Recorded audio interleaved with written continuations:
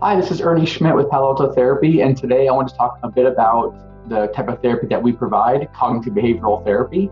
And I wanted to start with going over one of our typical anxiety quotes. This one's actually a little bit less focused on just anxiety, but more on emotions and kind of our perspective. And that's a big part of the C in CBT, which is the cognitive therapy, which I'll explain a little bit through this quote and this discussion. So the quote goes like this. It's from Jim Lohr. The quote is, "A common form of self-deception is assuming that our view represents the truth, when it's really just a lens through which we choose to view the world." So just to kind of recap that quote, it's really talking about, our perspective on things. And so we often get tricked by the perspective that we're taking, that we really believe it's true. And often our perspective is a bunch of assumptions or things that we've learned, but they're not necessarily facts. Not to say that some of our views aren't accurate. Many of them probably are. But it's an interesting concept to question our perspective frequently. So this is something that we do a lot in cognitive therapy, which is just looking at like our cognitions, our thoughts, and our beliefs. And to get more into the detail, CBT, or cognitive behavioral therapy, is not just looking at a perspective, but that's a big component of it. It's looking at our thoughts, our beliefs, our perspective, and then it's also looking at how do we act or how do we behave, which is the B of behavioral therapy. What is it that we do on a daily basis when we have these thoughts? How do we act because of those thoughts? And then the most important part of CBT is the emotions. So people come to us because they're usually not feeling well, either depressed or anxious or stressed or irritable or whatever it is. And so that's a huge part of therapy in general, is the emotional impact. And what's crucial is to look at the interaction between your perspectives, your thoughts, your behaviors, and your emotions. And when you get into this, it's so cool because it's clear how they really affect one another. If you change someone's behavior, you almost always can change their feelings and their thoughts. And if you change their thoughts or perspective, the same thing. You can change drastically their reactions, their behaviors, and their emotions.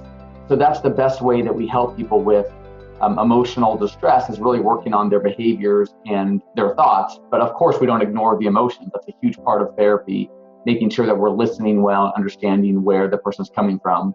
And I know for me, as a therapist, I still have emotions and distress and all sorts of difficulties. And it's super helpful to have somebody that really engages with me, listens to me, and then helps me look at these things if I'm wanting that path. Sometimes I'm just wanting empathy and just understanding. I don't want to work on anything. But as therapists, that's a big part of our goal, is what is the goal that our clients want? What's sort of the end result they're looking for, so we know whether we're accomplishing what they want and giving them something of value, which is incredibly important to us as counselors.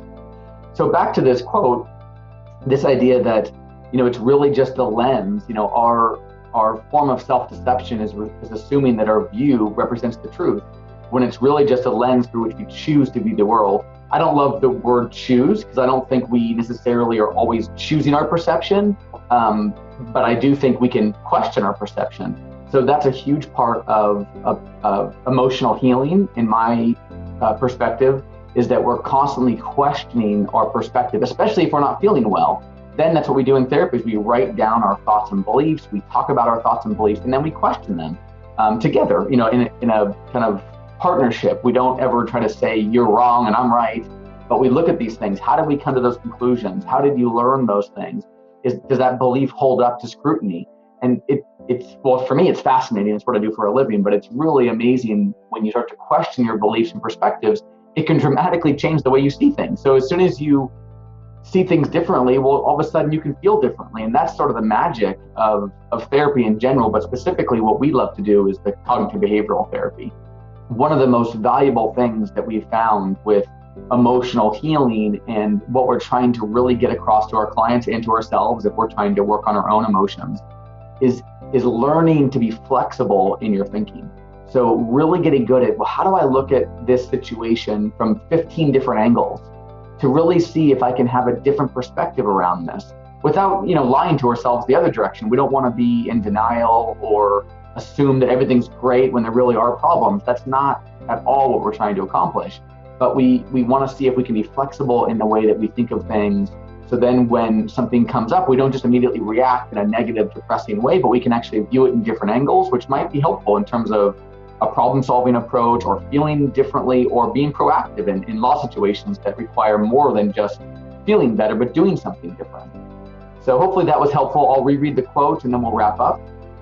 So a common form of self-deception is assuming that our view represents the truth, when it's really just a lens through which we choose to view the world. So hopefully that was helpful. And as always, send us your feedback. Any other things you want us to speak about or talk about, we're happy to try to create more content. Thank you.